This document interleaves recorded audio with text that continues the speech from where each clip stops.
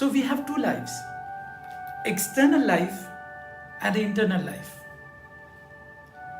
So what for what life you give prominence?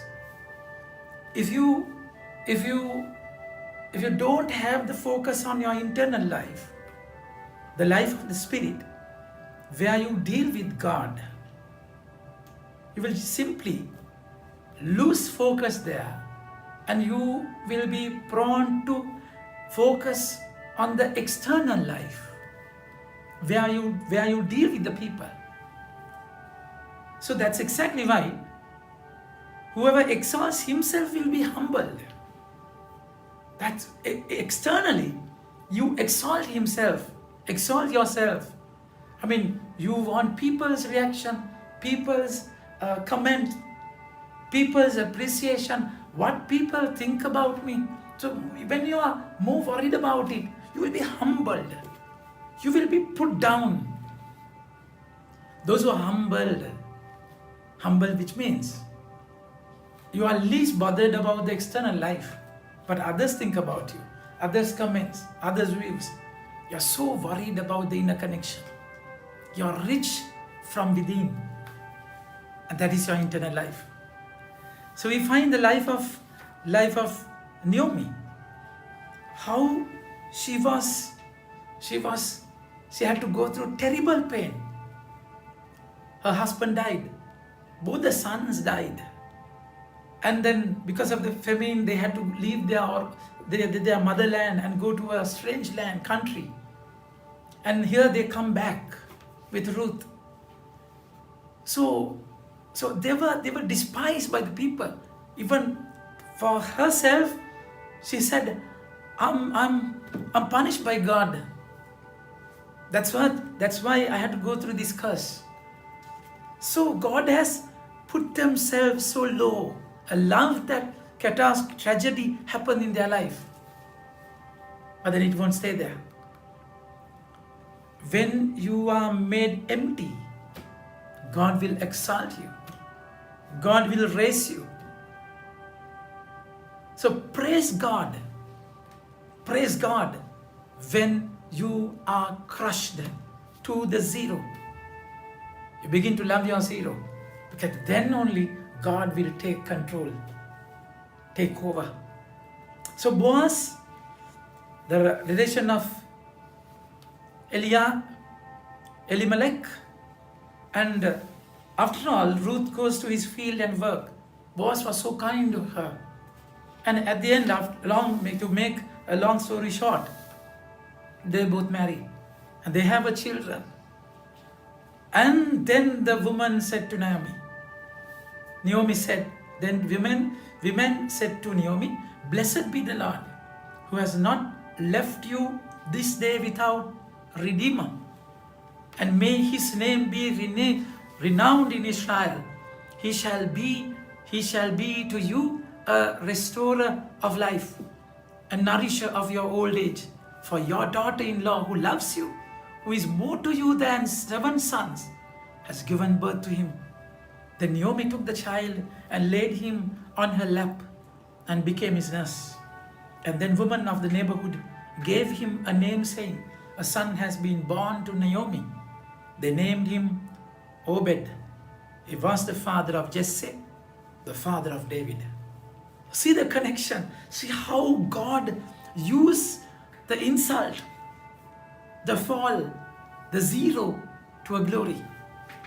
So that's how when you have an inner life, externally you can be put to zero.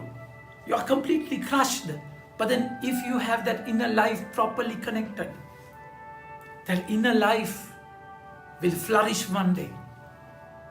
So your focus should be that, not your external desires, external whims and fancies. No. So this is the exact problem with Pharisees. Jesus said to crowds and his disciples, the scribes and the Pharisees sit on Moses' seat.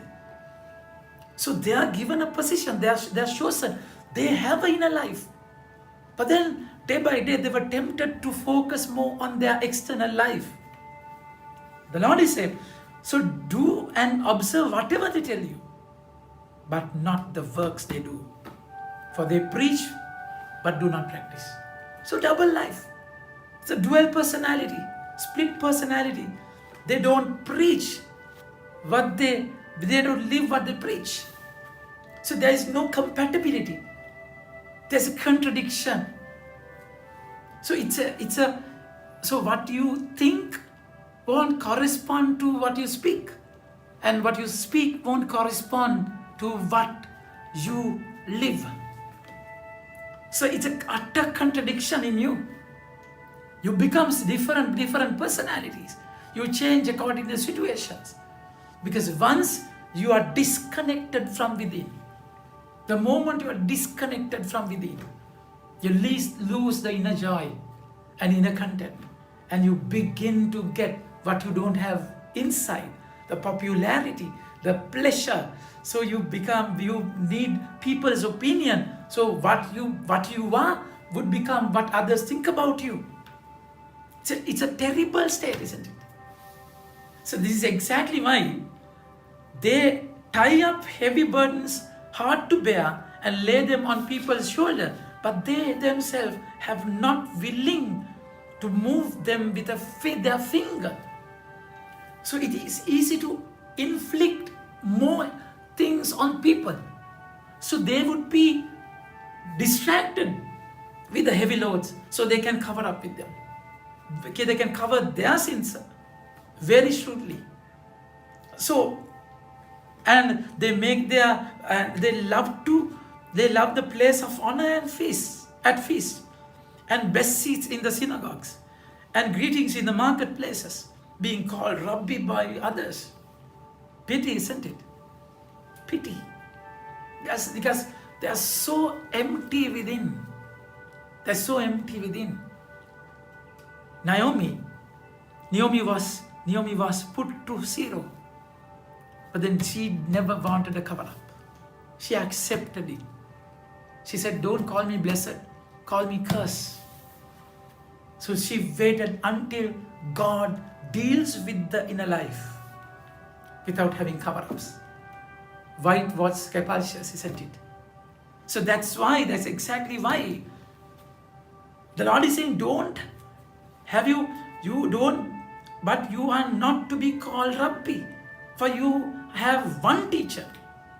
And don't let others call you Father. So you don't want these inflated things from others. If you are filled within you, if your inside is full, you don't expect anything from the people. So think about these two lives. You have life hidden, dirty, sinful, stinking, festering wounds inside. So you cover them with popularity, names, titles, prestige, connections. You forget that there is God. There is a God who deals with your inside. If you break these cover-ups and allow Him to deal with your wounds, because He is the God, He is the Lord who was buried in the tomb, and He became a wound to save you from all your wounds. So never cover up. Deal the truth with the Lord. He will definitely heal you and take you. He will bless your wound. He will make that mess into a message. Think about it. Have a nice day. May God bless you.